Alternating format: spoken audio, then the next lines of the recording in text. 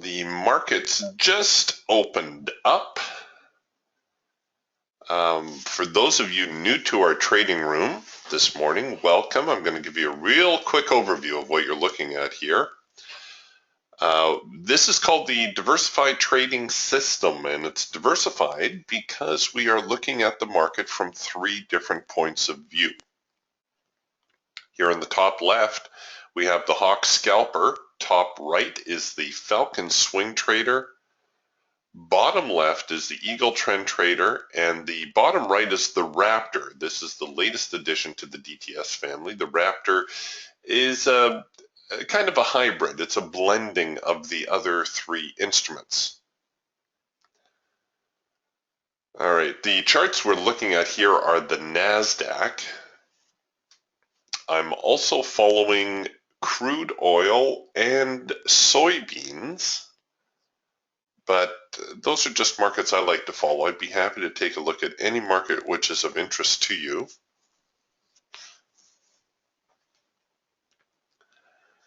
So it looks as though, well, here, let's take a look at the overnight, what's been going on in the overnight session. This is the Eagle Trend Trader. And you can see that yesterday we spent a lot of time in the market churning about a little bit, going sideways, and some decent swings through here, but still a pretty tough session overall. The London session opened right about here, actually, and we got what we call a green bar sell signal off of the hard edge. Gave you a little bit of heat through here, but fell off, found our profit objective, and here we come back again just before this morning's open with another green bar sell signal, and it looks like that one has actually found its profit objective already. Yes, it has. So the Eagle, one of the few tools that I'll actually take a trade out of the open. I did that yesterday, and I think I had to struggle with that trade a little bit before it went anywhere. So still relatively choppy.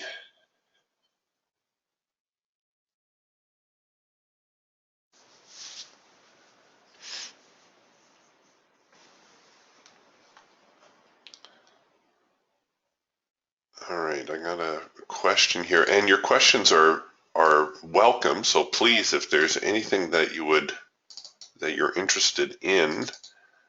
Now, unfortunately, Arlen is asking me,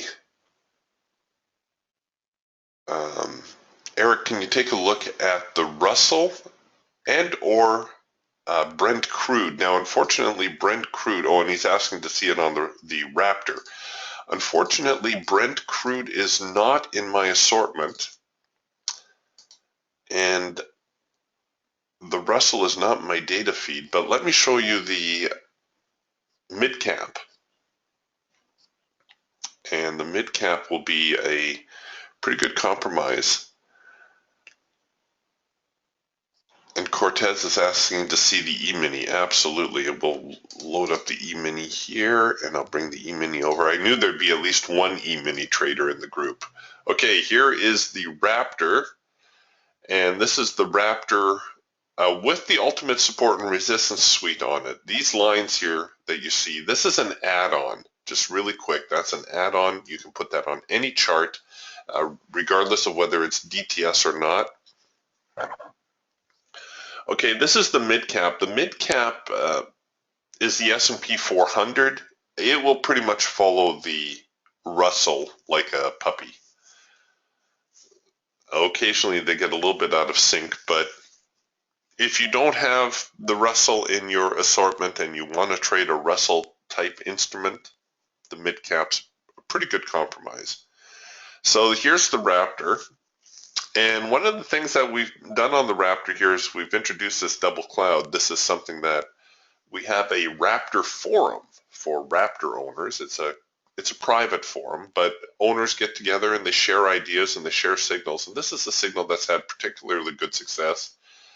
And it actually turned into a double pullback signal also. Just prior to the market open, the double pullback simply means that it pulls back into the hard edge of the band twice, comes out, produces our sell signal, and you can see we've had very good follow through. Actually bounced off of the primary support. That's this blue line that you see right here of the support and resistance suite. Oops, which I just deleted an error. And what I was going to show you is that it moved 2 full zones on the support and resistance suite, which is what we would expect it to do on a bounce off of the primary support line.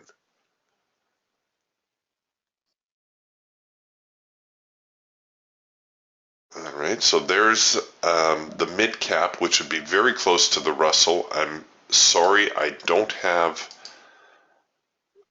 Brent crude for you. I will bring over crude oil here in a moment. Cortez asked to see the E-mini, and I'm just waiting for the dust to clear here for a few minutes.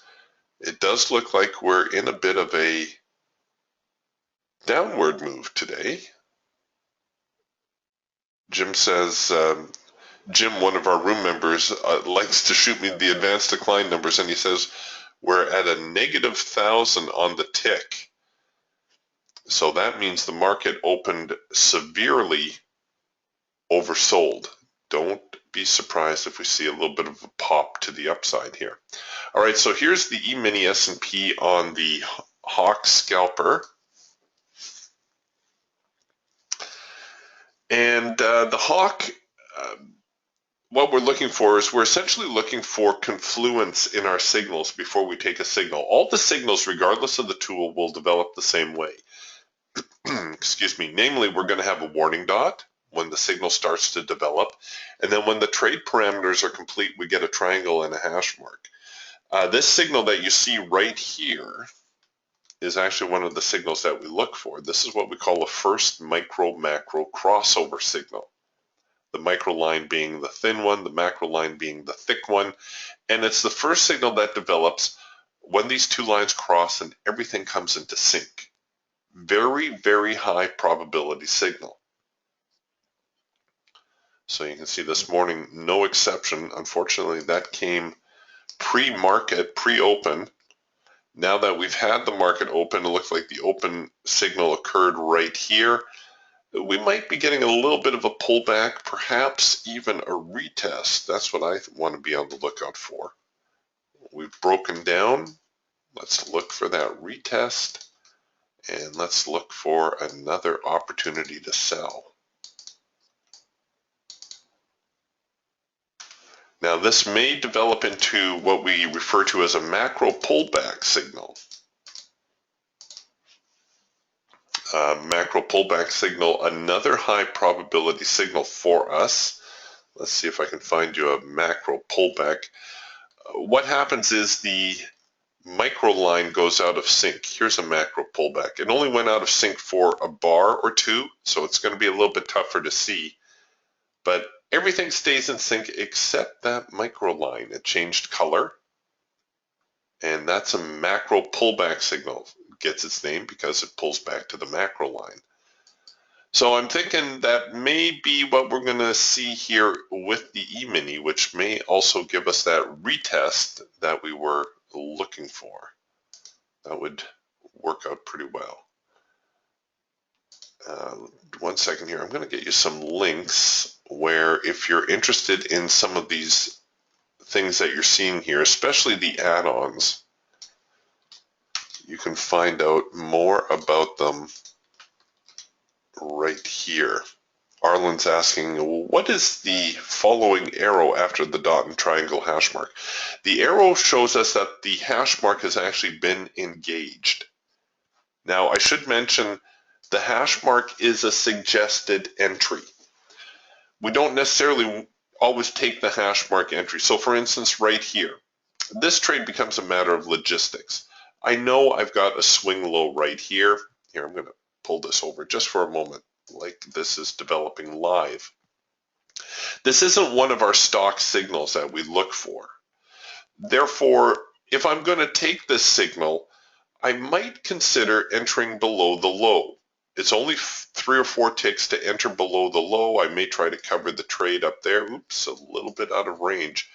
The Trade Manager, this handy dandy little tool that you see me using, will not allow me to risk more money than I can afford. No, that's still out of range. Doggone it. All right.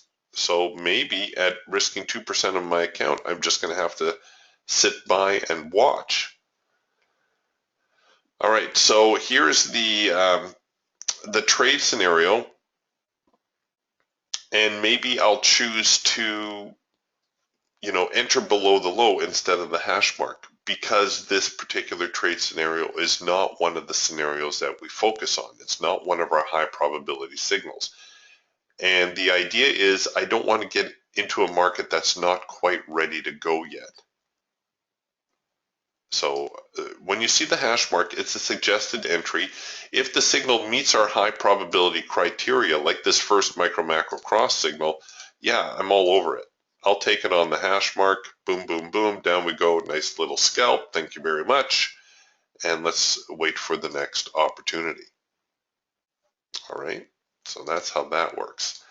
Let's take a quick look here at the Falcon Swing Trader. And the Falcon is the tool I have the ultimate support and resistance suite on. That's these lines that you see here. So you can see we've been holding on the primary support, bouncing off of the median line, took a little bit of a lower bounce, and we generated what we call a trend change signal right here on the primary support, right here, just a couple of minutes before the market opened, and we've fallen off, well, probably close enough to the secondary resistance line that I would say we've encountered it.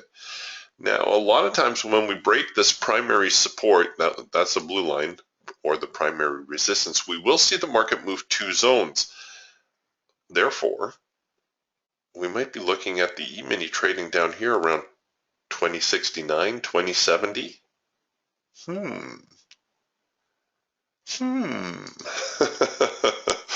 see if we get another signal there. Here is the Eagle Trend Trader now. And we also had that nice green bar sell about an hour before the market opened. And I think that had some pretty good follow through to it. Oh yeah, we're almost there. Now with a market like the E-mini, I do tend to stretch the profit objectives a little. But if you went with our high probability profit target, we've easily found that target already.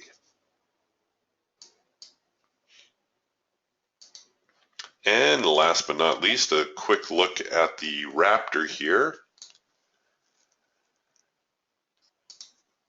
This is also on the E-mini, and here too, you see the little double pullback into the hard edge, the bounce, the signal coming out. So a nice little opportunity there in the E-mini. You can see here was yesterday's session, pretty blah. Just stuck sideways pretty much all day.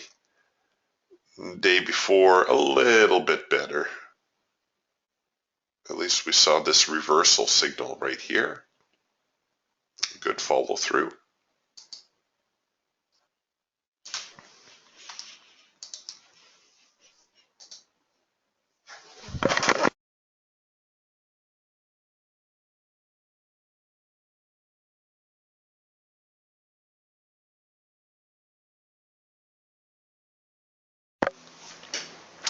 Jim says the YM's already moved 3 zones on the support and resistance suite. Fantastic.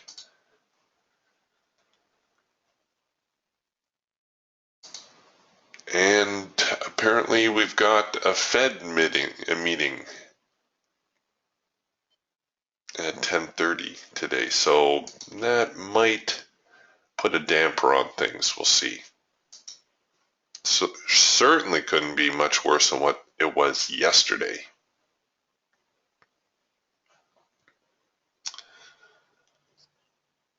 All right, so we're getting a signal here on the Eagle now in the NQ, and the reason I watch the NQ versus something like the E-mini, it's purely economics.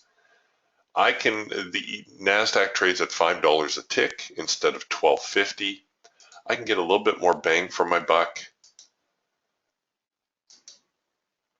A lot of times it will offer me multiple contracts, which makes trade management much easier.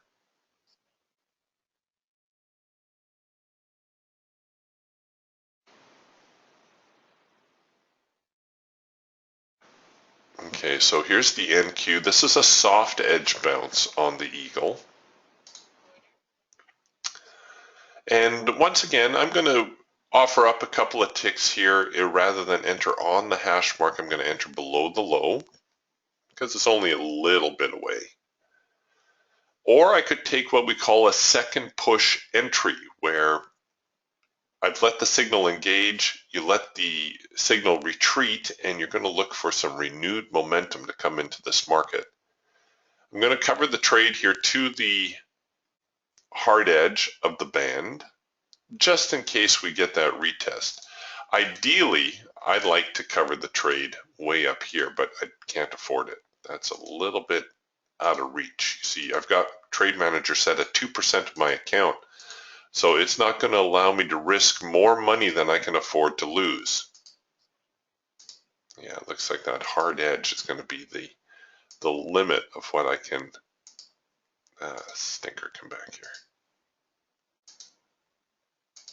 There.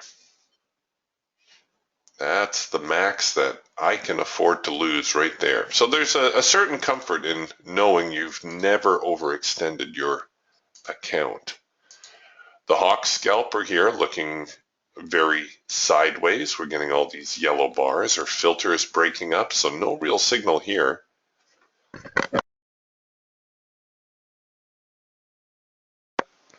If this does break down, we'll get another first micro macro cross signal. A little bit of a risky play actually at this stage, but we'll see. We'll see whether they give it to us or not.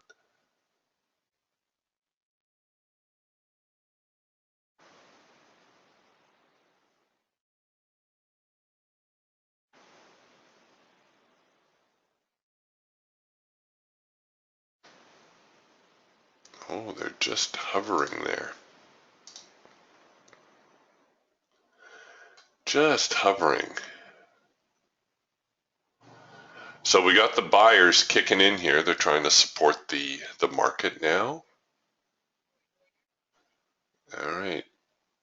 There they go. Let's see what they do with this. Trade Manager also has 16 different stop strategies here to choose from. I'm going to enable one here in a moment if the market starts moving in our direction. So I've currently selected the ATR stop.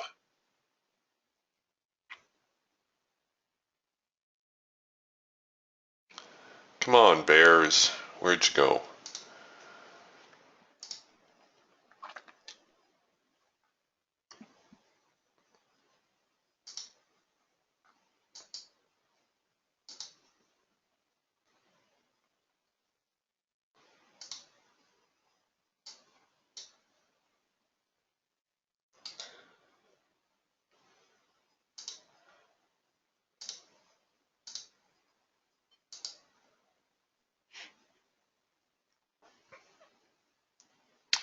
Yeah, that lack of follow through on the breakout, not very enticing.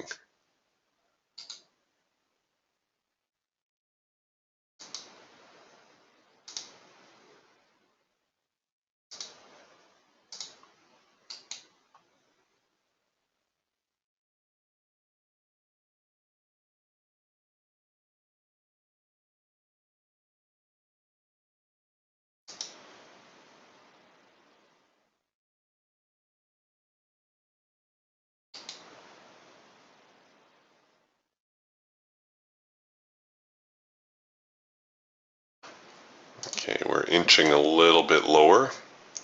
See if we can't hit our break-even trigger.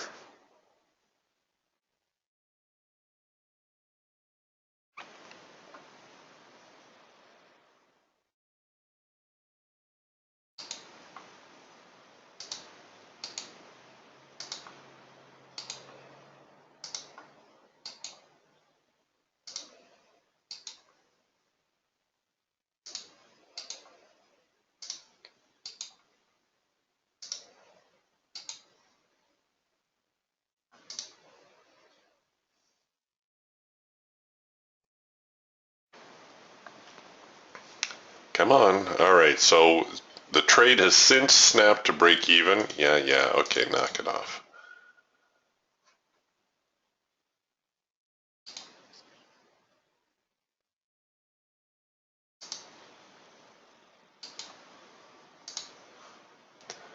And now I'm going to enable my stops, my stop strategy. We'll get this trade to break even again. And now we're playing on their dime, so hopefully we'll see the market continue a little bit lower here, get to our profit objective. That would be fantastic. Come on, NQ. Don't you dare tap me at break even. Bob's asking, does the Raptor come with a scanner pointing out trades in other markets when you have open charts for those markets? Well, yes and no. Oh, they're going to tap me here at break even in a second. There are stinkers. There are audio alerts with each of the tools that you have. So right now I just had a scalp signal or an audio alert. So I've got the three charts open, so I can simply look at my Hawk scalper and see, oh, okay, there's a macro pullback signal developing here in my NQ. And I've got a warning dot, also a macro pullback signal here in crude oil. See, that trend line has changed.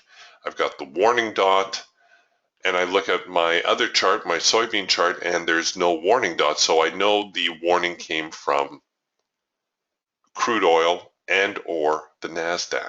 So now I can look at this and say, all right, is this a trade I want to participate in?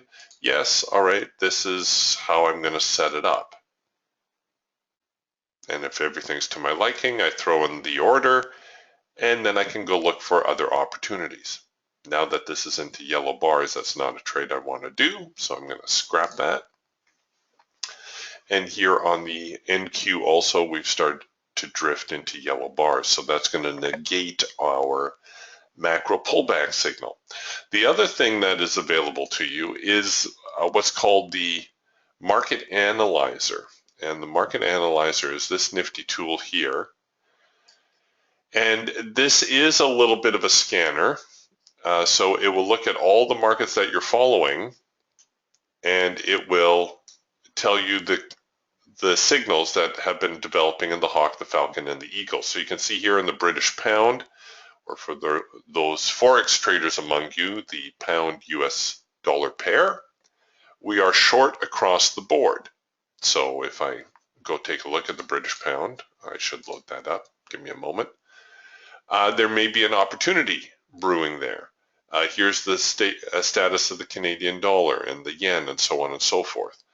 Looks like silver is long across the board. So that might be something I want to take a look at. 30-year bonds are short across the board. All right, so there is that opportunity, that tool available to you. It is not part of the Raptor package. But like I said, there are audio alerts. So if you're watching, if you have a half a dozen different charts, you can actually program it to say long E-mini, long silver, short corn. And so you'll know immediately which chart you want to go take a look at.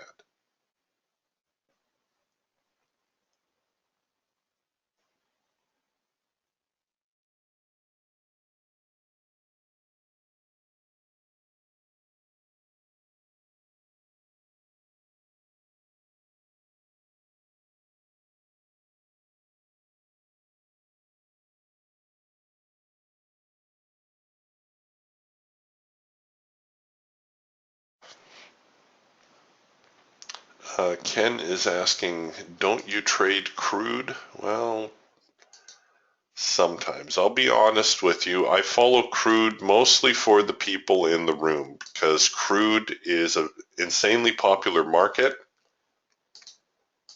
Insane being the operative word.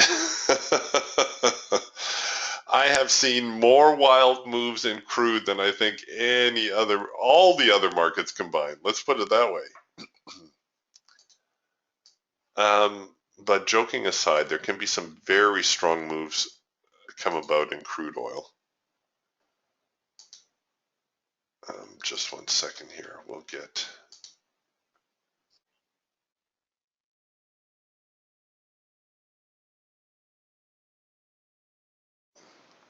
Oh, I lost my other Raptor thingy. Okay, well, no worry.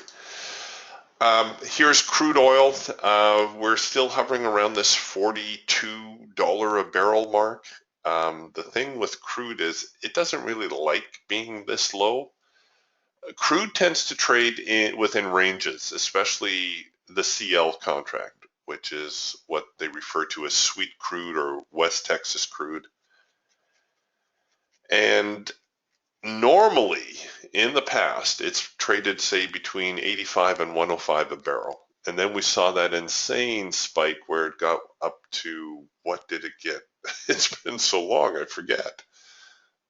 Topped out at, what, 140? Did it get that high? Anyways, doesn't matter. Crude now is settling between 42 and 65 a barrel. We haven't really seen it challenge the 65 area for a while. Anyways, what I'm trying to tell you is that at $42 a barrel, is it possible for crude to slip to 40? Yes, absolutely. Is it likely? Probably not.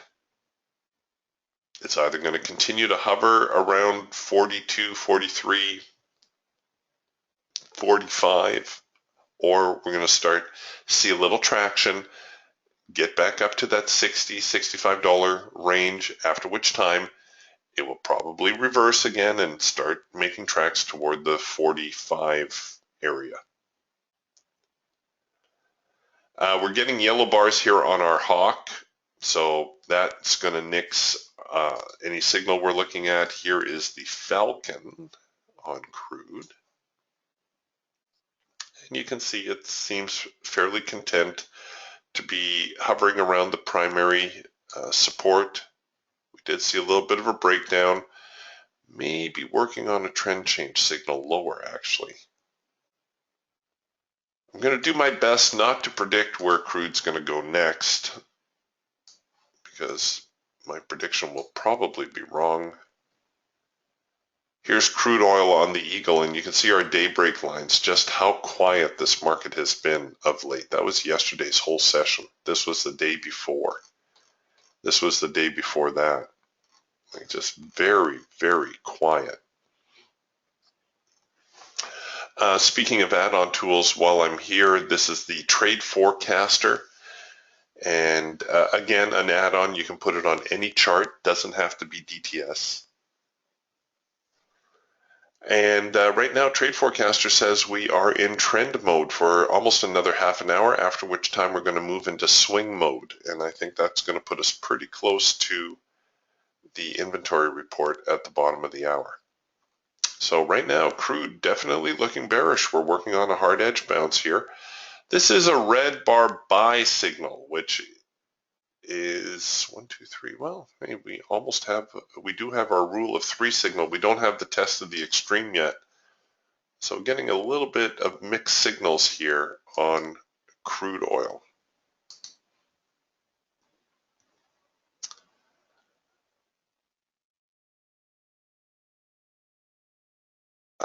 Cortez is asking about the analyzer. Is it available in what package? It's at that link that I sent you. It's called the Flight Path. And it is available as an add-on.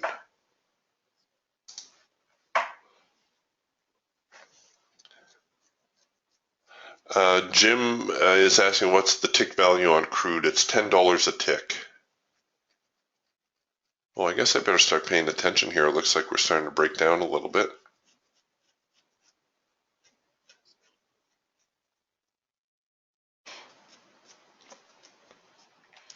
Yeah, I like what Bob says here. If one sticks with the NQ and builds up enough contracts, it seems like a great market with less risk, and that's exactly why I like it. because it's $5 a tick, I can, versus the E-mini, which is $12.50 a tick, I can at least get 2 contracts. Sometimes I'll get 3 for every single contract I'm trading in the E-mini.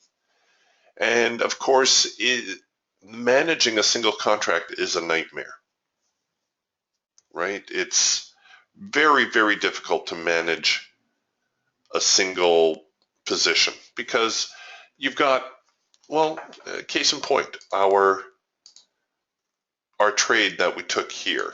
I took it below the low. I covered it up here somewhere. The market traded down. Okay, at this point, at the low here, I probably had $150 in open profit, which I dearly wish I had back. The market didn't quite reach my profit objective, reversed on me, and hit me at break even. So that's because I only had a single contract. Had I had 2 contracts, I could have taken profit on one, rolled the other stop to break even, and at least I'd have $150 to show for my effort right now. Now, the Eagle, the way the trades are structured, sometimes you're left with only one position. But, had we, well, here's the hawk. So, first micro macro cross, high probability signal. I don't know where I was looking.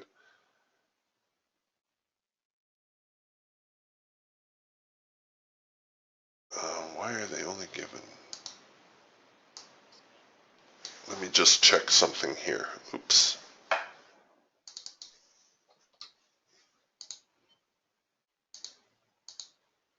Oh yeah, no, it's working right.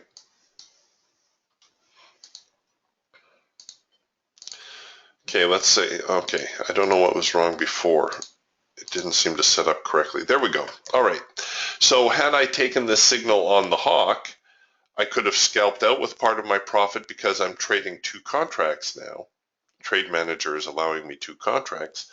I could have scalped out with one and tried to run the other one, in which case I would have been tapped at break even, but at least I'd have a little bit more to show for my trouble.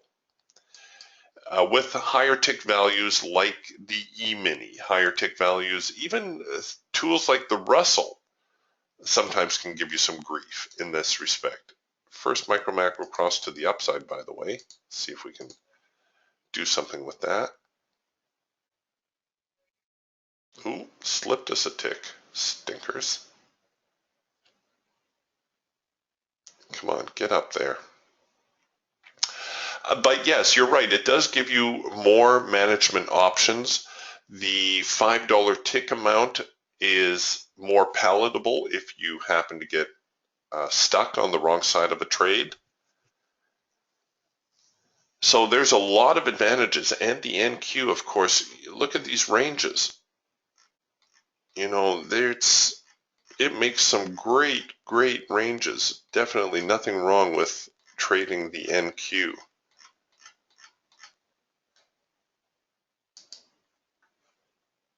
I was first put on to the NQ years ago in one of our trading rooms. There was a little old lady. I don't know how old she was. There was a lady out of Florida. You just assume in Florida they're little old ladies. Sorry for everybody in Florida. It's just popped into my head. She was trading lights out in the NQ. She was bagging $1,000 a day, and it's like, what are you trading? She said, oh, I'm trading the NQ. Really? I hadn't looked at the NQ for years, and that made me take a second look.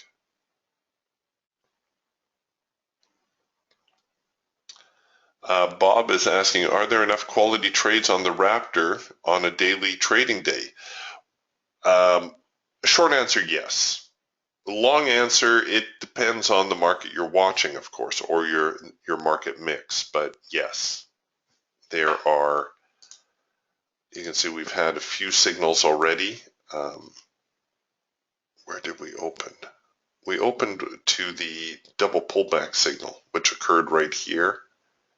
Nice little follow through on that trade. Now we actually had a soft edge sell right here. This one would have been worth trying. On these Wednesday rooms when I'm answering questions and showing stuff, sometimes I miss some of these trades and I apologize.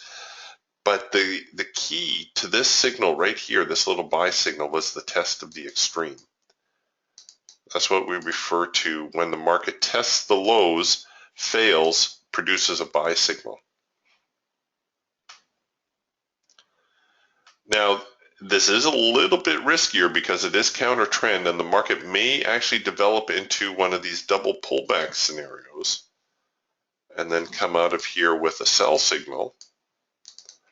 Or there is still room for it to bounce against the hard edge and come out with another sell signal. So it's not foolproof, but there was a clue here with this test of the extreme that we might see a little bit of a run up.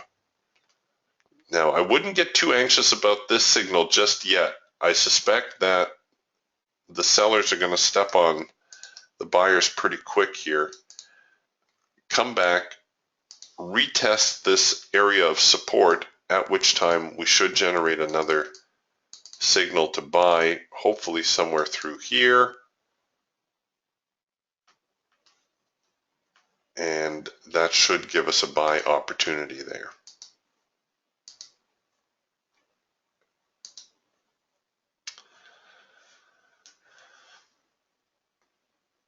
Oh, you guys, you're just hovering here below my break-even trigger. And what I'm going to do is I'm going to leave the break-even in, and I'm going to see whether or not we can run this one out a little ways.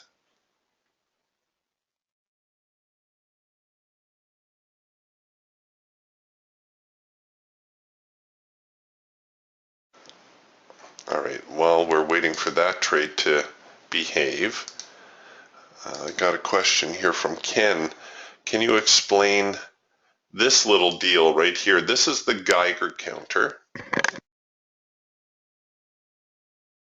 This is actually one of the latest tools from Indicator Warehouse. The Geiger counter, again, is an add-on. What I've done is I've designated one add-on per tool. This tool does not have to be on the Raptor. It can be on any chart you want, whether it's a DTS chart or a time-based chart or a tick-based chart, whatever you're trading. The Raptor gives you a visual of the time and sales. So you can see we had a volume spike here, and you see these little plateaus here. These are significant. We've just had a huge spike in selling, and we'll see whether or not this is going to flush the sellers out. Our Geiger counter also gives us this little envelope around the bar to give us our short-term bias. And you can see it was flashing green there for a second. The Geiger counter also gives us the actual time and sales developing here. The dial meter around it shows you which way the market happens to be flip-flopping at the moment. And then the needle, right now dead neutral, but if it gets severely bullish or bearish, it will turn green or red. The reason this was developed was we had a member say, you know, I'm in a trade. Can you give me a way to gauge whether it's time to get out of a trade or whether I should hang with the trade? So right now we're long on the NQ, and you can see our needle is turning green. Things are looking a little bit more bullish. Our trade indicator around the bar is looking bullish. Therefore, I'm going to try to hang with this a little bit longer. Had this needle turned full on red and everything starts to look a little bit more bearish, the trade indicator turning red and so on, then I might have to think about maybe bringing in my stops a little bit tighter, maybe even going, you know, punching out with profit when I have it. So a very helpful tool. These little plateaus that you see here are usually telltale. This showed a lot of buying pressure come into the market, and yet the market seemed to absorb it, at least for the moment. And once again, this is the type of tool that you can add to any chart, whether you use DTS or not. And it will also be at that link that I sent you. All right, so it looks like we're just about to, oh, I better enable my stops. We hit our break-even trigger. All right, don't look back now. Let's go. Now we have hit our high probability target with the hawk here. So what we've been trying to do in the room, and I forgot about it for a few days there, is we're on a 20-day challenge to be profitable for 20 days. Because if you can be profitable for 20 days, there's really no limit to the amount of money that you can earn. So for those of you guys keeping track, I've reached my profit target. But I'm going to see if we can't run this one out a little bit.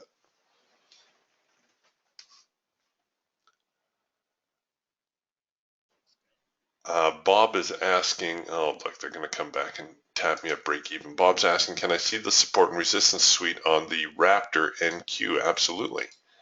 So we'll just load that up here. The lines are going to be the same as the ones that we have on the Falcon, which is why I don't duplicate it on all the charts. You know, if I put the Geiger counter on the Falcon and the Hawk and the Eagle, it would be exactly the same. Same thing with the support and resistance suite.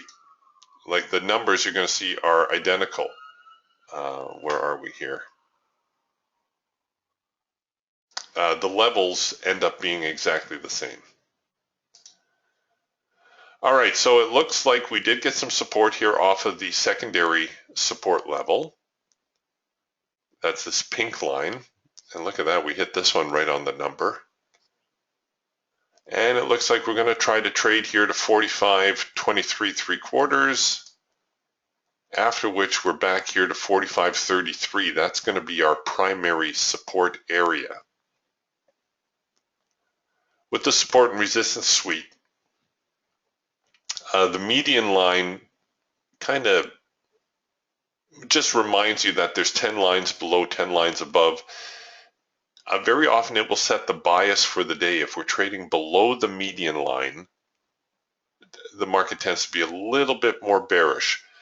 The primary support and the primary resistance, these three lines very often tend to be the most important lines of the day. A lot of times you're going to see the market just kind of stuck or battling those lines.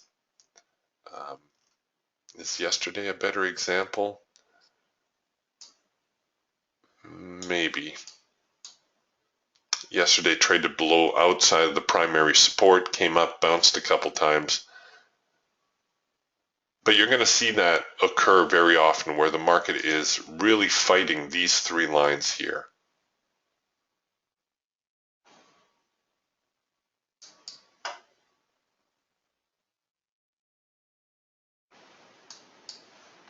All right, so there's the support and resistance suite on the Raptor.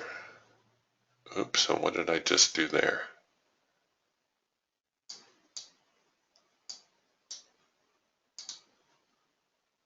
Oh, don't back up. Oh, you guys. All right, so not a whole lot of follow through on the upside either. Well, it's not a real surprise, I guess. Yeah, Jim says the Fed's up in 15 minutes and the advanced decline still very lopsided, still very bearish. 400 buyers, 2,300 sellers. So that's what, like a negative 17, 1,800.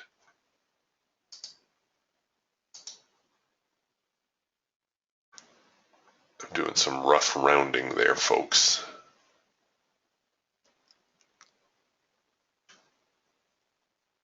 Bob's asking, when you're using the support and resistance suite, can you make your stops be tighter? Well, I do know people who do that. You know, they're like Omar, for instance. Omar trades the Forex market with the support and resistance suite. And what Omar will do is he'll say, okay, I'm getting a trend change signal. It's bouncing off of the primary or the secondary support. I'm going to roll my stop just below there.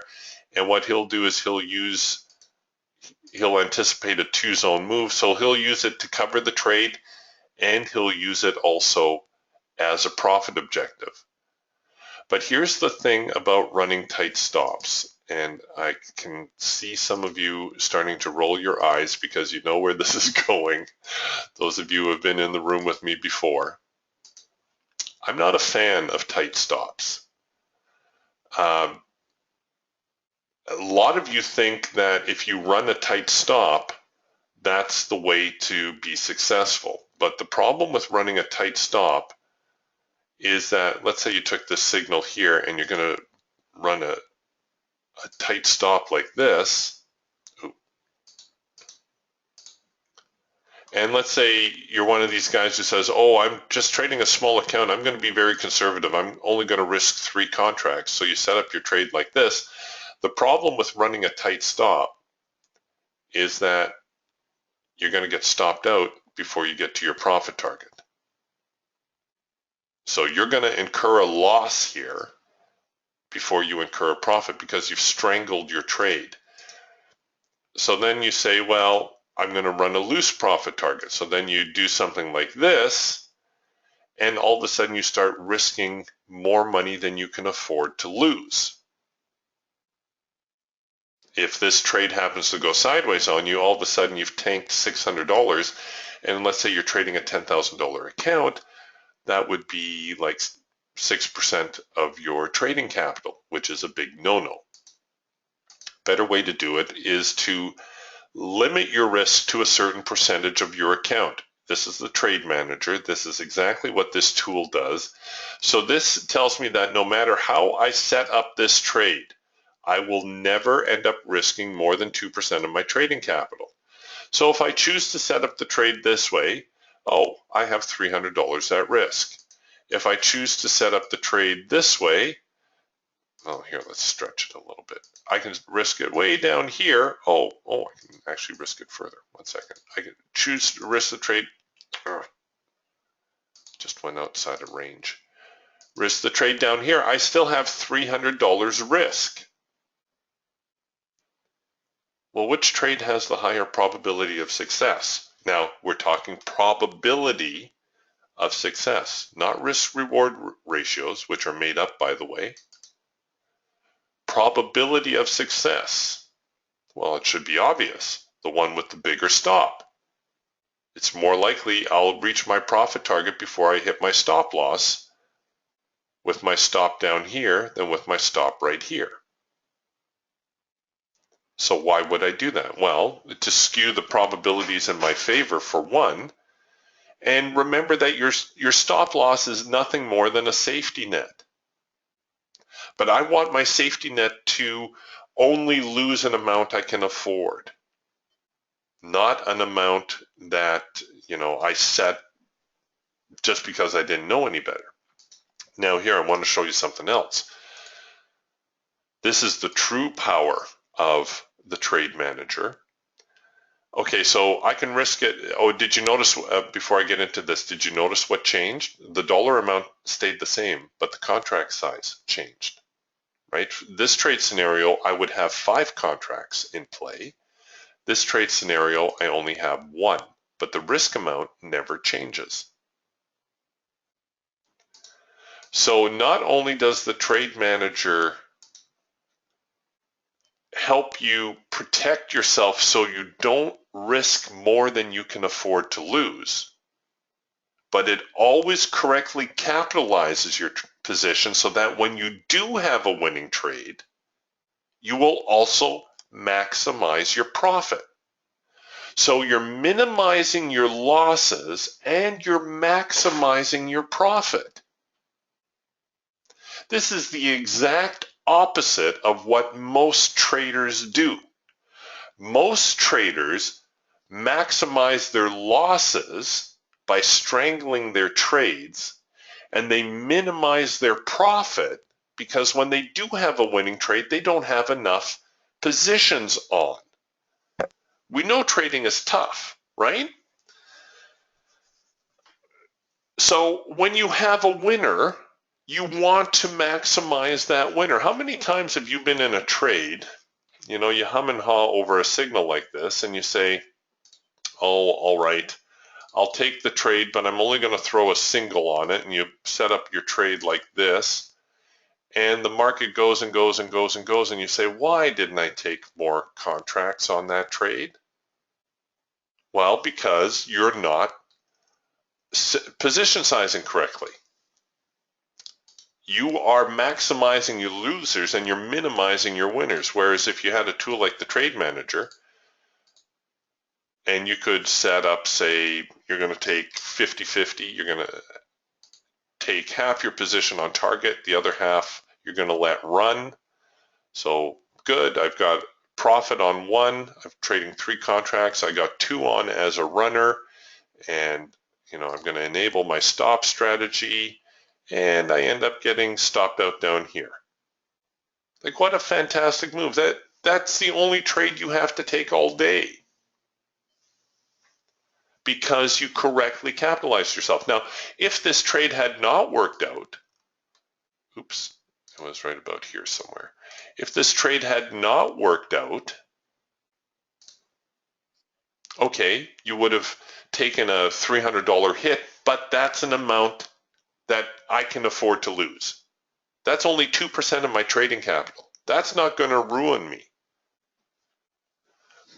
But if you're always trading, like, say, 3 contracts, and you start, doing this kind of nonsense, oh, well, that was not so bad. Oops, wrong mode. If you start doing this kind of nonsense, oh, all of a sudden I'm losing $465. Well, I can only afford to lose 300, right? People do all kinds of stupid things that end up costing them money and blowing up their accounts. I could go on and on about this, but it is such an important concept. Nobody tells you about it.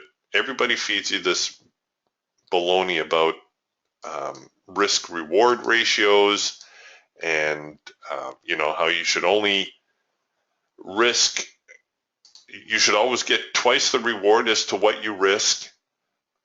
Great philosophy. Do you know the chink in the armor? Where is the market going to go? Is it going to go up? Is it going to go down? If I know the market's going to go down here, well, yeah, sure. Then I can set up a trade where I can get 2-to-1 reward to risk. Or if I know the market's going to go up here, fantastic. I can set up a 3-to-1 for that. Do you see the flaw in the logic? Nobody knows where the market's going to go. I don't care if you're Warren Buffett. I don't care if you're Paul Tudor Jones. I don't care if you're Ed Sequoia. Nobody knows where the market's going to go. So stop telling me I need a 3-to-1 or 2-to-1 risk reward ratio. It makes no sense. What does make sense is the probabilities. Let's play the probabilities. That is something I can control. I can control my risk. I can't control my profit. So why should I strangle this trade? Why would I not set up the trade like this?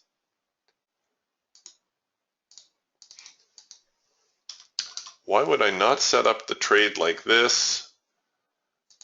Give myself a chance to reach my profit objective. Boom, $50. Now, if you don't think $50 is a lot of money, here are some real quick stats for you. And I'm not going to bore you guys because I know a lot of you have heard me go over this again, but it is so important.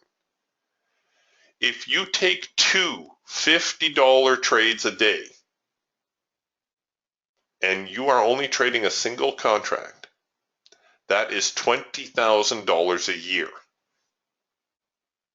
on 2 $50 trades. If you traded 2 contracts twice a day for $50 or 1 trade for $100, that's $40,000 a year. If you did 3 contracts, that's $60,000 a year. 5 would be $100,000. 25 would be $500,000. Are you starting to see how Wall Street makes money? It's not that they go chasing every single signal. It's like I've shared with you guys before. I had a fellow come to me for mentoring, for coaching, and he said, I want you to teach me how to be a scalper, and I want you to show me how to take 100 trades a day. Because in his mind, that's what a scalper did. I told him, you will never make money trading 100 times a day. All you're going to do is lose money because you may not get 100 signals a day. You can do it. I'll tell you right now how you do it. You set up a 30-second chart. That's the only way you're going to generate 100 signals a day. And you're going to get so jacked on coffee and cigarettes that you'll probably have a heart attack in 5 years. You cannot make money by necessarily taking more signals. It's that production line mentality, right? If I make more widgets, I'll make more money. No, not in the trading world. The trading world is all about probabilities. If you find a probable signal, you will make money on the signal. If the signal fails, don't lose more than you can afford. If the signal wins, make sure you're correctly capitalized so that you make your maximum earnings. We had a trading fellow in the room who got the trade manager, and he used to be one of these onesie-twosie traders, and he would win a little, he'd lose a little. He got the trade manager, and a light came on, and he started correctly capitalizing his positions, and now not only does he trade for a living, but he also trades other people's money. That's how important it is. If you want to make money trading, you need to learn how to correctly capitalize yourself. Oh, inventory report coming up. Thanks, Tony. Tony says, would you consider putting an OCO order on crude? Well, let's go take a look. Not looking so pretty here on the Hawk. Let's take a look here at the Falcon. What Tony's getting at is a lot of times when we get into the inventory report, if there's an obvious range, I will bracket the range with an OCO order, and I will sell the low, and I'll buy the top end of the range. I suppose it's going to look like this. That's a pretty ugly range. We're actually getting a late filter, or the beginnings of a late filter entry signal here on crude oil. Can you believe it? That might actually send the market lower still. Ay, ay, ay. Oil executives are going to be slitting their wrists if crude hits 40 a barrel. I know,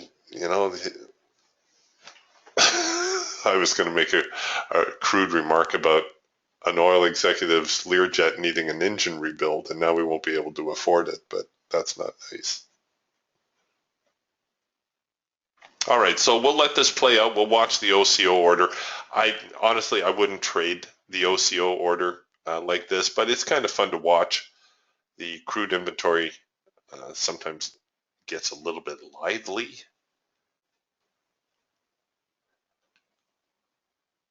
Oh, and I see I missed the signal in soybeans while I was doing my little bit of a rant, which I'll show you here in a moment.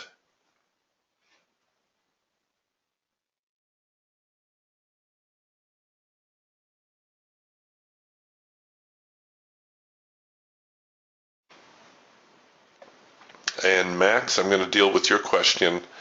And Daryl, I see your question there also, so we'll deal with you guys here in a second. Okay, so it looks like we've engaged the order to the short side. I'm going to get a stop strategy here enabled, just so I have a stop in play.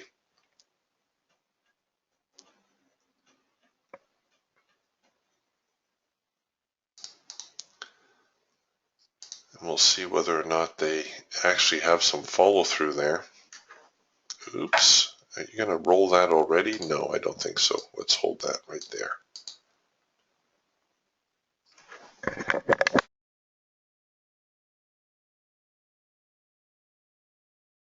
A friend of mine likes to trade the crude inventory report a little bit differently. What he'll do is he'll let the report hit the floor, give it about a minute or so for the dust to settle, and then he will bracket any obvious ranges.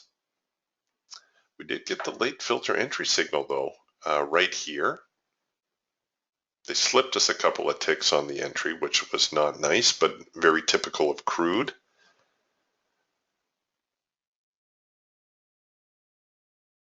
So we'll see if they get down here to this second zone. Come on, crude. There you go. There you go. Well, that's close enough to break even for me. I'll snap the trade to break even.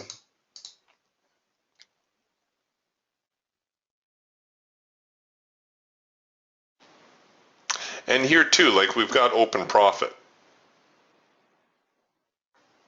I met a trader in our area here, and this person was a little bit unusual, a very good trader.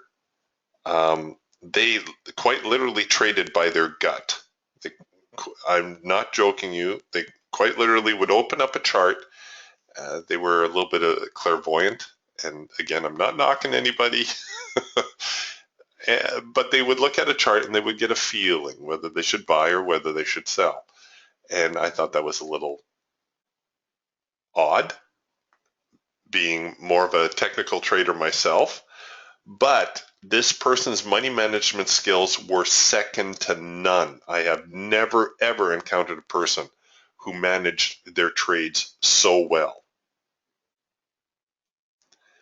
And I'll never forget, he said to me, what he tells his clients is, would you rather I take a $50 profit in a trade, or if there's a chance, hold out for $200 profit?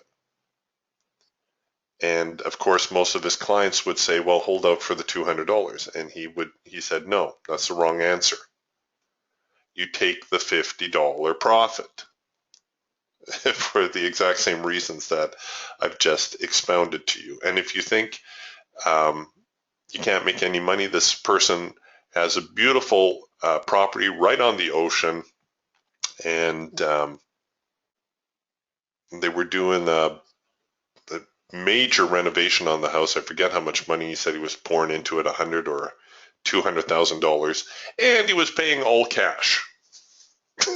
So if you think for a moment those $50 profits don't add up, think again. All right, so there's the crude inventory report. Not a whole lot out of that. We did see it get close enough here to the secondary support line. I would call that a hit. But we're getting all these green warning dots here. That's not good. Well, not good for the bears. All right, let me get back to some of your questions here because you guys have great questions. Bob's asking, have you been green for your 20 days? So far, yes. I admit that the last couple of days I forgot about it, and we were goofing off a little bit in the room. I was showing people stuff, but I'm going to recommit to the 20-day challenge. So yeah, so far so good.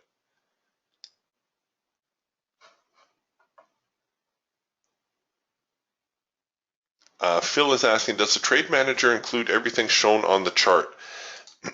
So the trade manager is this component right here.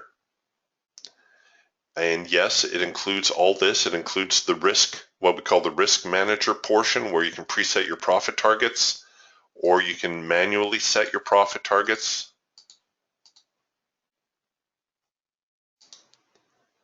So yes, it includes all this. It includes the 16 different stop strategies, the ability to set your risk amount as a percentage, or the manual mode, which will default to this value up here. You have 4 different order types to choose from. Not quite sure why they put the market type in here, because you can simply hit your market button. Like here, if I want to sell market. Now watch what happens. I'm going to have a stop enabled. the stop is actually against my sell. I'm going to sell here. Trade Manager automatically gives me a default stop, depending on what I had it set at. So even though the stops would normally be here, that's what these blue dots are, right? That's how Trade Manager would manage the trade, at least according to the ATR strategy. Let's say I went with something like parabolics. There. Now it's going to manage the trade according to the parabolic strategy. So yes, all that is included with the Trade Manager. The other tool we have is called the Trailblazer. That's what you see here on the Raptor. And once again, this isn't unique to the Raptor. I could put this on any chart. The big difference between the Trailblazer and the Trade Manager is the risk component. You don't see the risk manager down here. And therefore, if you're going to use the Trailblazer, you need to know approximately what your average position size is so you don't inadvertently blow yourself up. The reason we developed the Trailblazer is we had owners say, you know, with the Trade Manager, I've got to click for my entry, I've got to click for my stop loss, I've got to click for my profit target, or if I have preset targets, I got to click for my entry, click for my stop loss, click to submit the order. And if the market's moving really fast, sometimes it's already gone. Like it's traded through the order and I'm left behind. Now, personally, that has never been too much of an issue for me. Occasionally it happens.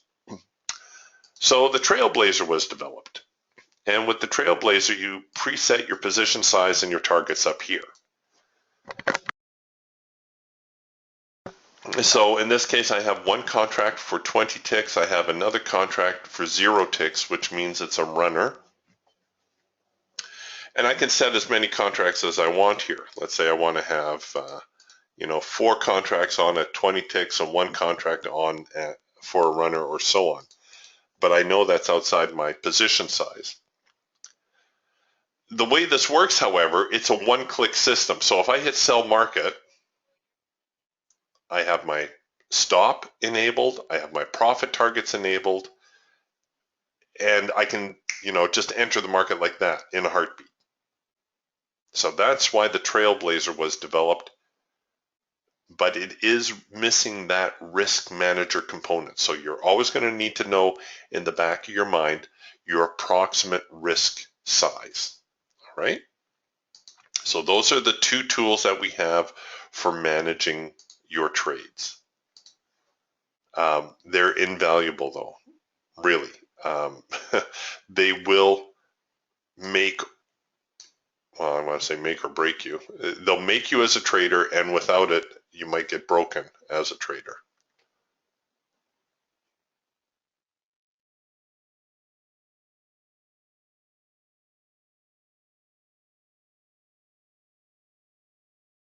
Bo is asking, is today's inventory report pointing toward crude oil prices going lower or higher?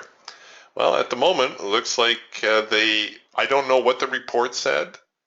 One thing you should know about reports is it's not what they say, rather it's how the market interprets the report. So obviously, the market is interpreting this report as being bearish.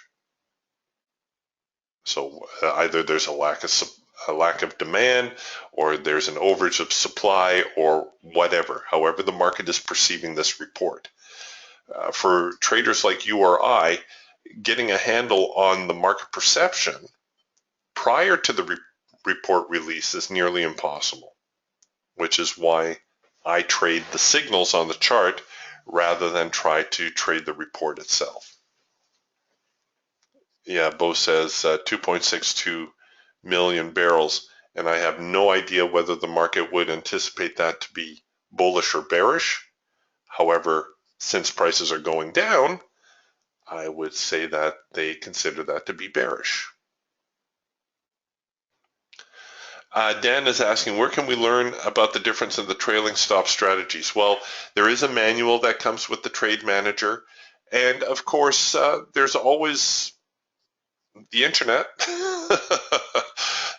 And as a DTS owner, you can always attend the trading room also. We have a daily trading room, and I'm there to help answer your questions.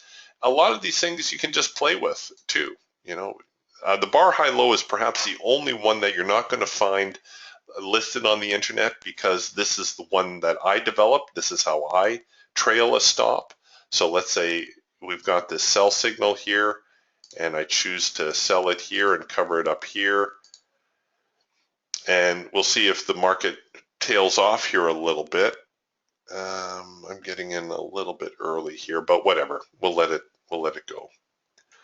The bar high low is one of our most aggressive stop strategies. Essentially, usually what I do is I'll trail 2 bars back, maybe 2 ticks off of the high or the low, depending whether I'm long or short.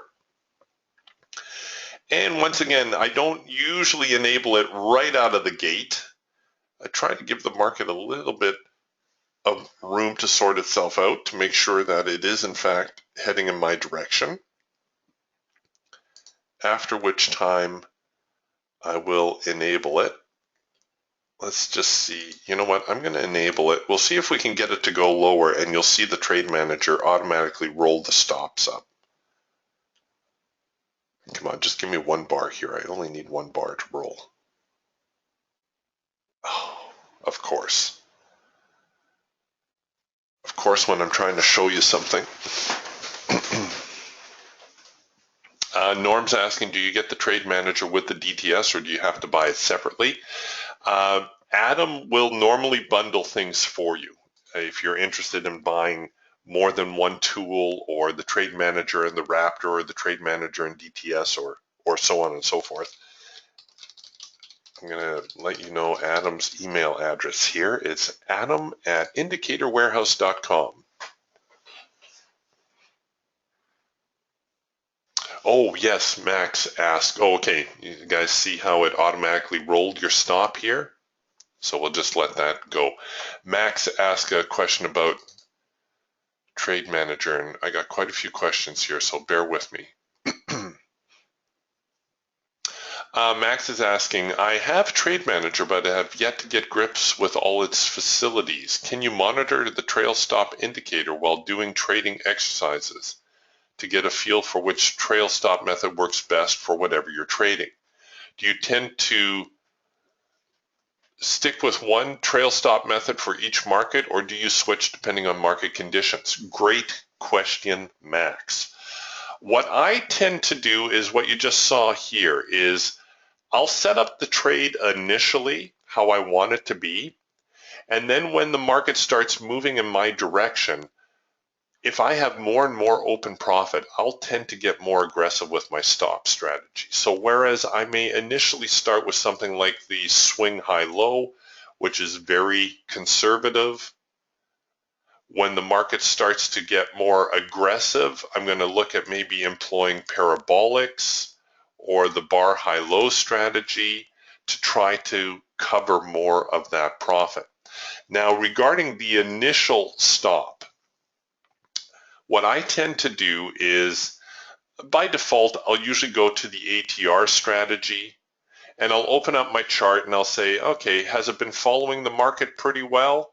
All right, I'll start with that. A lot of times I'll loosen it up a little bit. I'll maybe go with like a 3-period ATR just to give me a little bit more staying power, because what I don't want is, if I set up my trade like this using the ATR stop, I don't want the market to reverse against me for a couple of bars, stop me out, and then start going in my direction. That is the last thing I want.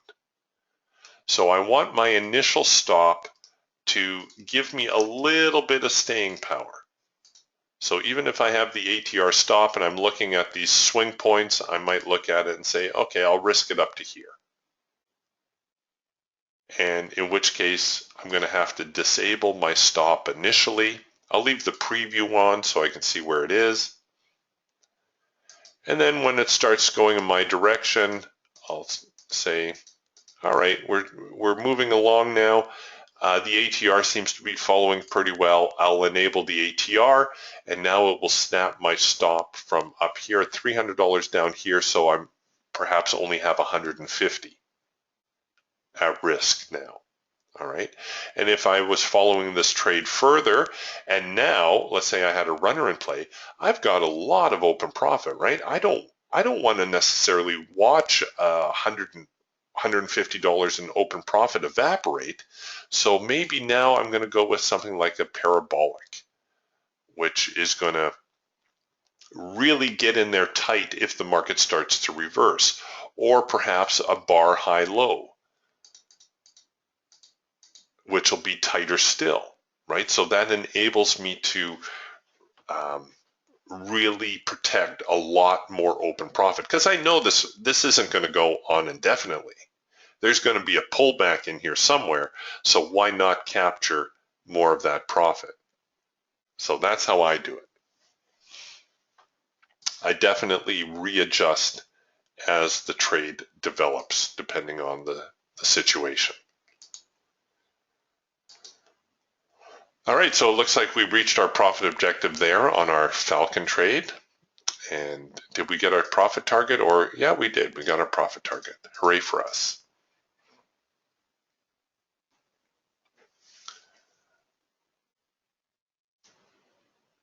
Daryl's asking, where did you get the number of for the buyers and the number of sellers? I might have been talking about the Geiger counter here.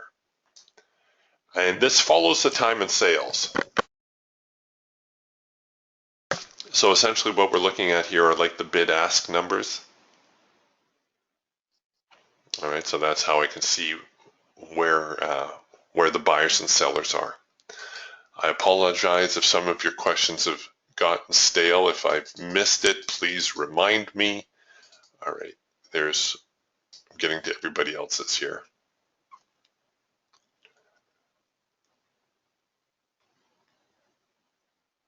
Oh, yes, thank you, Ken.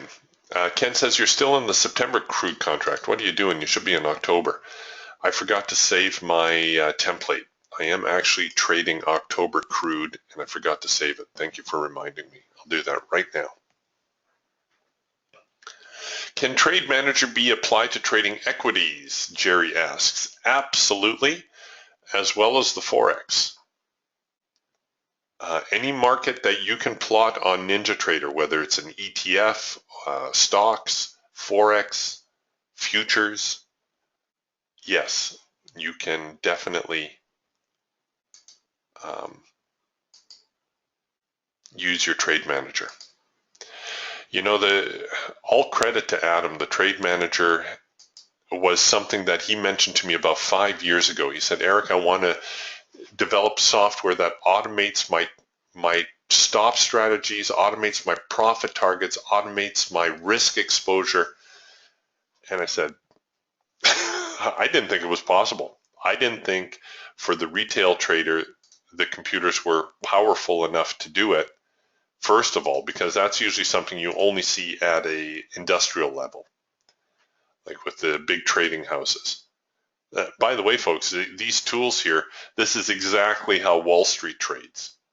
You want to be even par with Wall Street? That's this tool right here.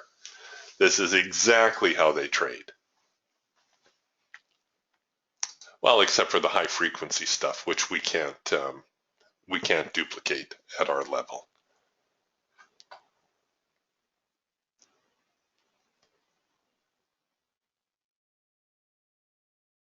Bob says, I've been watching the Raptor for a few months to see if I want to start trading again after burning up my account. Oh, sorry to hear that, Bob. I've been there. I think most of us had. And he says, I like the money manager and also your rule-based trading.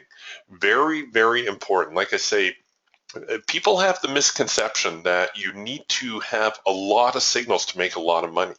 No, you need to have a signal that you can look at with high probability and say, oh, a failed sell signal, a test of the extreme, we get a buy signal. Oh, that's a signal I can take. Or here's that cloud support that we've been watching. Oh, here's a signal out of the cloud. That's a high probability signal. I can take that and maybe I'll cover it below here and let's, see where it goes. So that's what you're looking for. You're looking for your high probability signals. That turned out to be a bad example, didn't it? Because it reversed on me a little bit there. But when the trade does reverse on you, you don't want to lose more than you can afford. Very, very important. That's how you keep from blowing yourself up, by the way. And if it makes you feel any better, Bob, I blew up 3 accounts.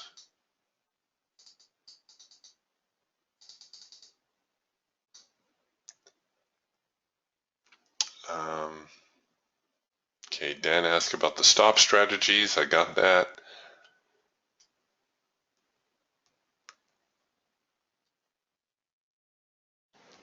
Ken's asking, can the account protection tool be added separately to the Raptor? Yes, yes, absolutely. Like I said, the only reason I feature different tools on different birds. I happen to have the Trailblazer here on the Raptor, but I can put here we'll remove the Trailblazer, we'll put on the Trade Manager instead, and we'll use the Falcon template.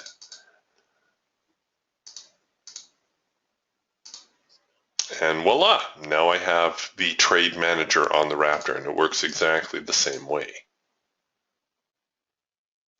And likewise, I can put the Trailblazer, if I wanted, on the DTS tools. Oops.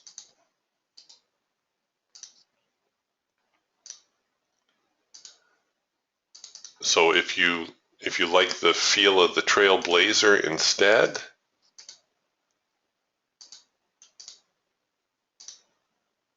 there you go. There's the Trailblazer. So now this is a one-click entry system. All right, so no, they're not specific to the birds. You can buy whichever one you want.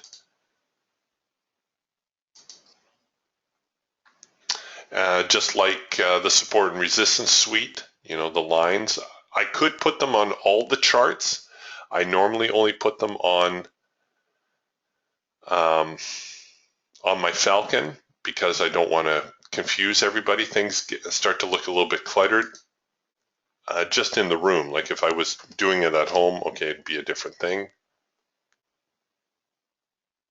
But there's some redundancy in the signals too. Like if I put the Geiger counter,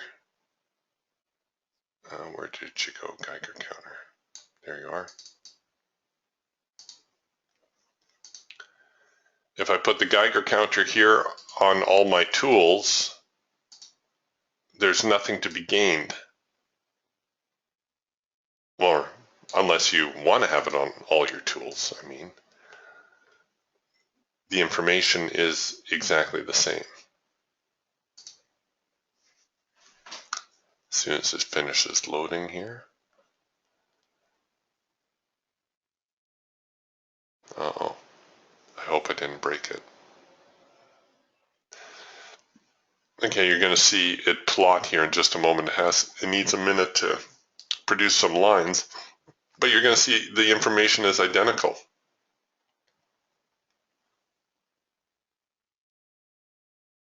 Right, so it's a little bit redundant, really.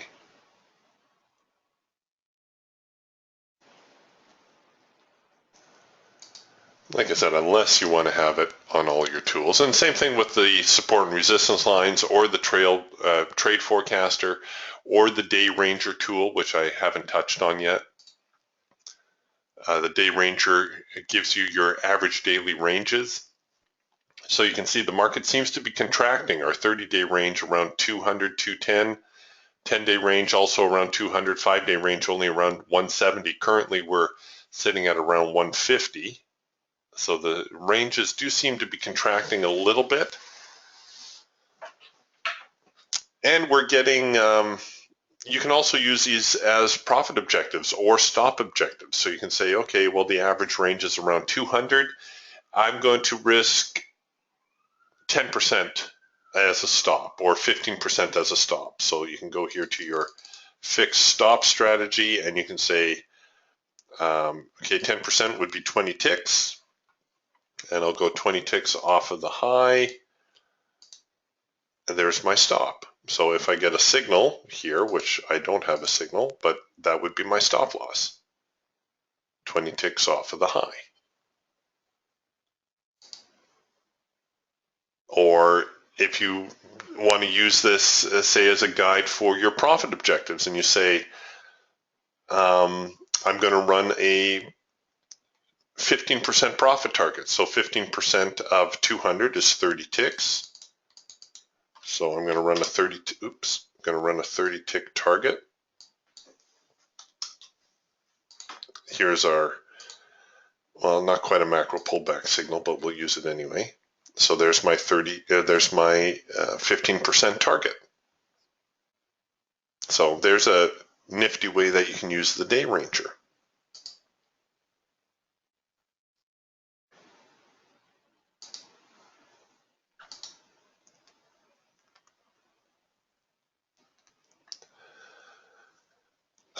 Bob's asking, if I buy the Raptor and want to go to the other three birds, can I trade in the Raptor or do I have to buy all three birds? Well, the tools are actually complementary. Adam would have the final say so on that. But the tools they're all complementary tools. They do work together. The way he likes to describe it is the Raptor, it's kind of like the 3-in-1. That's not to say that you don't get quality signals on the Raptor. You do. You get some very nice signals on the Raptor. But if you want a little bit more control over your signal, because, hey, let's face it, the market environment isn't always the same, right? You're going to have, this is why when you're trading, one day trading will be great, and the next day you can't buy a trade, right? You buy the market, it goes down. You sell the market, it goes up. That's because the market conditions, the market environment has changed and you haven't changed with it. It's like my grandfather used to say, if the only tool you have is a hammer, then every problem seems to look like a nail. You're trying to use that same hammer to deal with all your changing market environments. That's where the DTS birds come into play, where the hawk has been specifically programmed to find scalping trades. The falcon has been specifically designed to find swing trades. It's not just the same programming from the hawk, doubled up or 3 times as long or whatever. No, that's not it at all. The programming is unique for each of these tools to find their specific environments. And the Raptor is a blending of that. It's like a hybrid, right? It's like a hybrid car. Your Prius will get you from A to B, but your Corvette will get you from A to B faster.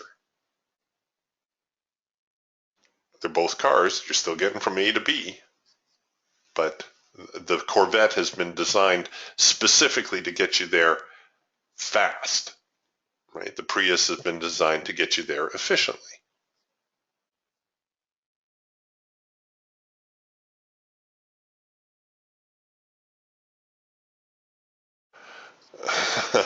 Jim says we just hit the 4th level on the support and resistance suite. He says he's never seen that happen on the YM. Only 3 times have we ever run out of lines on the support and resistance suite. Twice on the NASDAQ and once on crude oil, where it traded through all our lines. So I can't say I've ever seen it happen on the YM. But yeah, that's something to see it drop 4 zones. That's substantial, no question.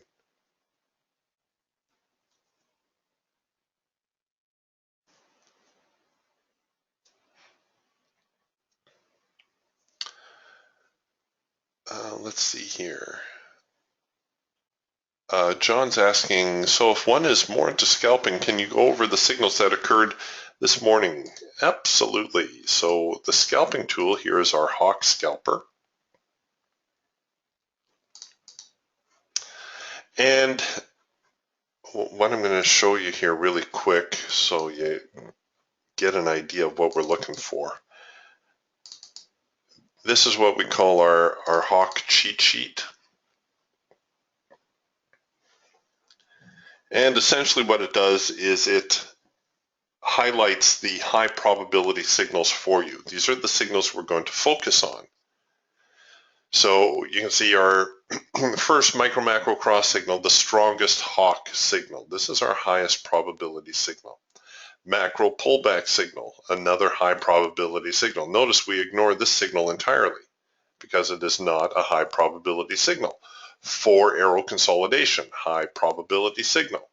Post 4 arrow consolidation, which coincidentally was also another macro pullback, and the red bar buy or green bar sell. So these are the signals that we're going to focus on identifying.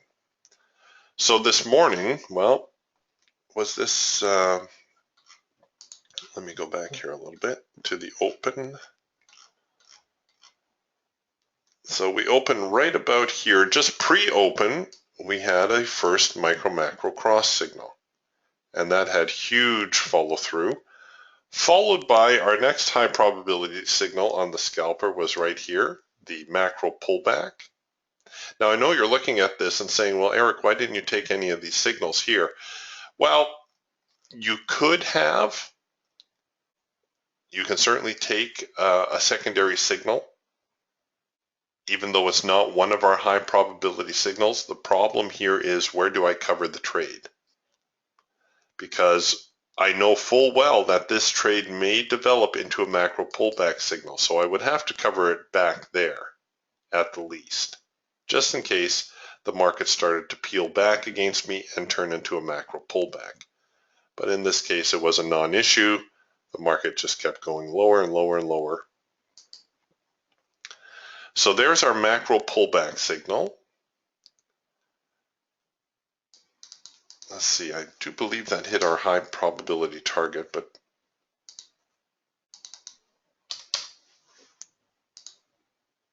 so there's the macro pullback signal right here.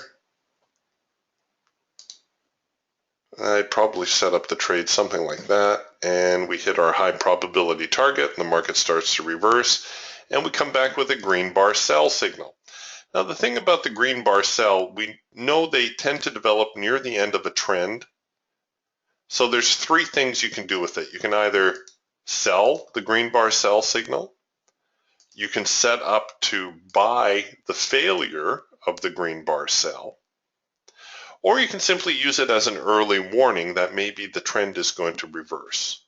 But if you had sold this one, you can see that it too found the high probability setup. And then we come back with yet another first micro macro crossover signal right there, one of our high probability signals. And that too, gave us a little bit of heat, but finally tailed off. We had a 4 arrow consolidation right here also.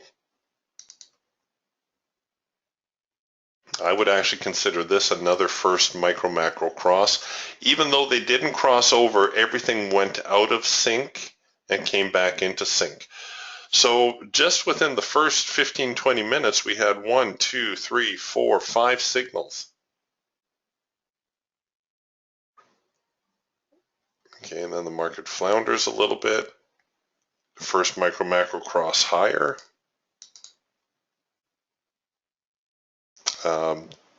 This was turning out to be a macro pullback, but it got spoiled because it got into yellow bars. This was not a first micro macro cross because everything was not in sync. Our macro line was still gray.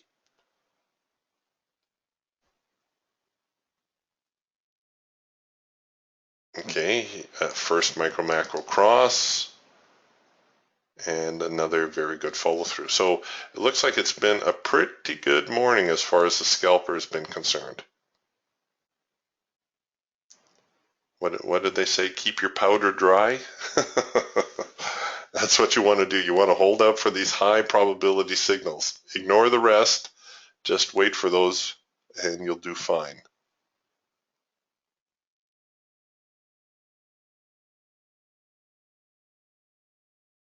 Ken's asking, can third-party indicators be added? Absolutely. Practically any indicator you like. You're asking about volume profile. I don't think I got the volume profile data feed, but let's take a look at volume zones, which would be approximate.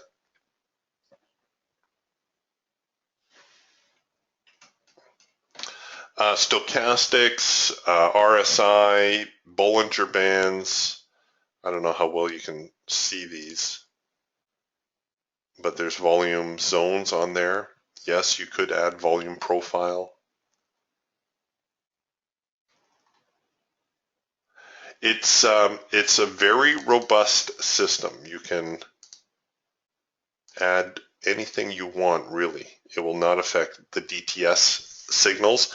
The only thing I tell people is that it needs to help you make a decision, right? You don't want to get into that situation where you've got so much stuff on your chart that you can't make a decision anymore.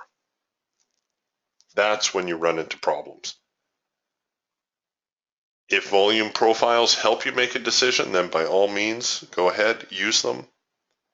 If they do not, get rid of them because you don't need them. Norm's asking, have you got a cheat sheet for the Falcon and the Eagle? Phil, one of our room members, was good enough to do a cheat sheet for the Falcon, but honestly, I go over the signals every single day in the trading room for all the members. It's really not that difficult, honestly. I'm not making this up. In fact, you could probably learn all the signals in 15 minutes.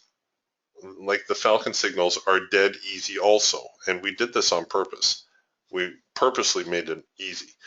Here's one of our high probability signals right here. This is what we refer to as a trend change signal, which gets its name because the trend line changes color from red to green. And we get this kind of thing going on where we get the push higher, that changes the trend line color.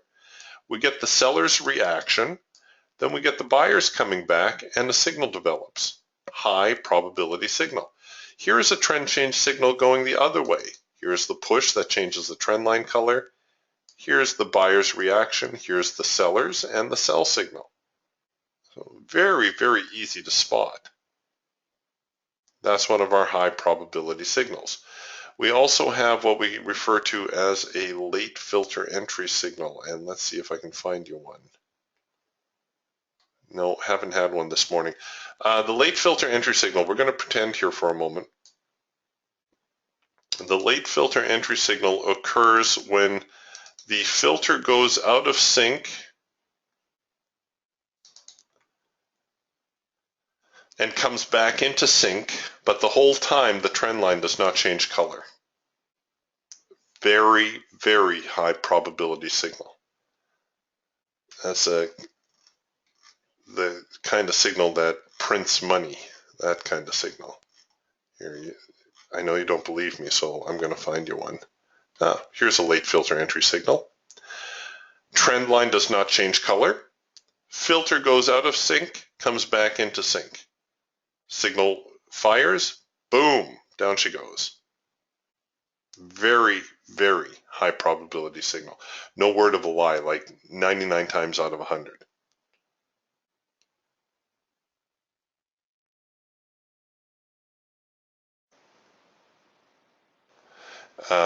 Ken says, yes, you can set smaller stops with volume profile.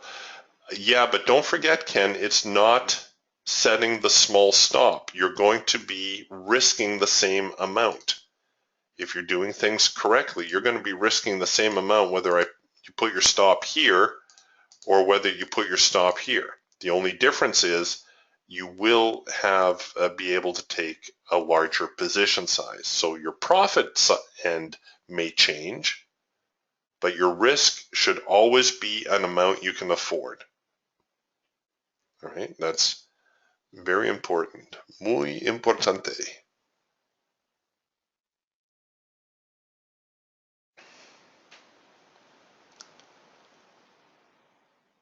Jerry's asking, which data provider do you recommend?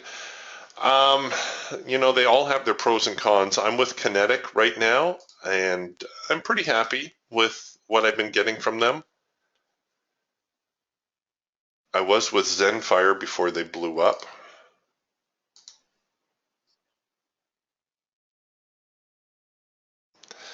Norm says, I can't be here all the time as I live in Australia. We actually have quite a few Aussies in our trading group, Norm.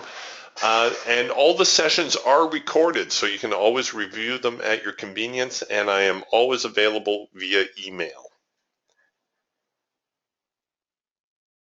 Bob makes a good point here. He says, yes, I used to think the more indicators I added, the more effective I would be. Wrong thinking and added to the confusion. Absolutely. Like I said, folks, trading is about probabilities. You will never, ever eliminate the losing signal.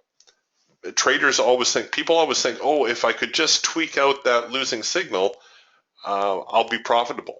No, you won't, because first off, you will never eliminate the losing signal. And secondly, until you get a handle on your money management, you will not be profitable. That's just how it works. I hate to break the news to you, but until you get a handle on that, you're going to be floundering.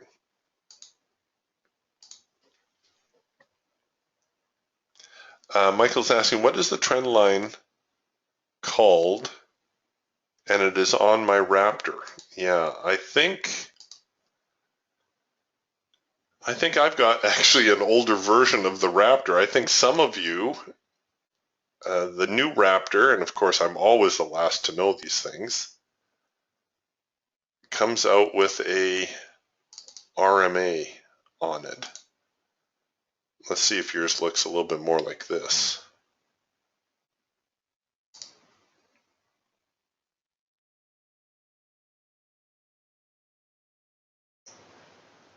Because I've seen a few screenshots and I look at it too and I think, what is that line? And I think there's the new release of the Raptor, not that there's been any changes made, but I think they've added this RMA, which is a trend line which is unique to Indicator Warehouse. It's not something you're going to find on other forums and whatnot. So if yours looks like that, that's what it is. It's the RMA.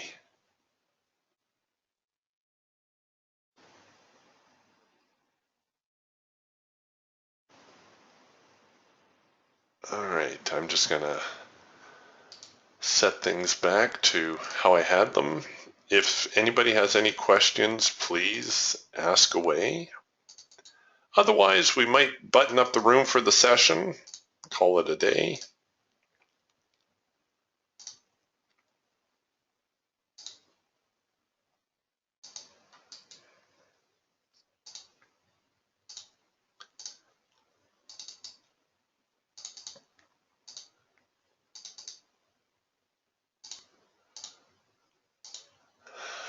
Pretty good day, actually, considering I spent a lot of time just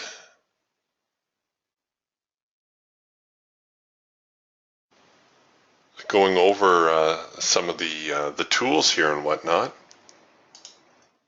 But even so, we managed to pick up a couple of good signals. All right, no more questions? All right. Oh, wait a minute. Max did a whole lot of typing here.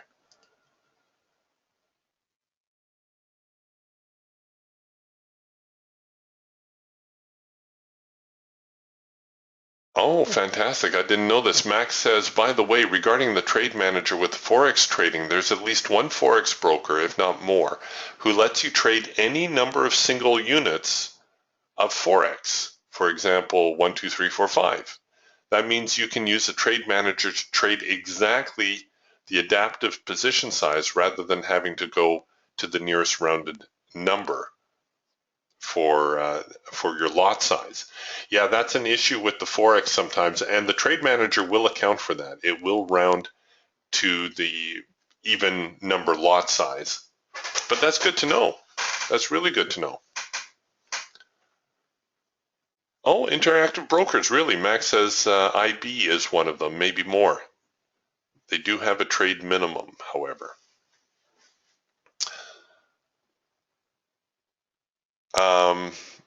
Okay, Michael says there's no RMA in my list of indicators. All right, Michael, what I'm going to get you to do, I'm going to get you to email Ben at support@indicatorwarehouse.com.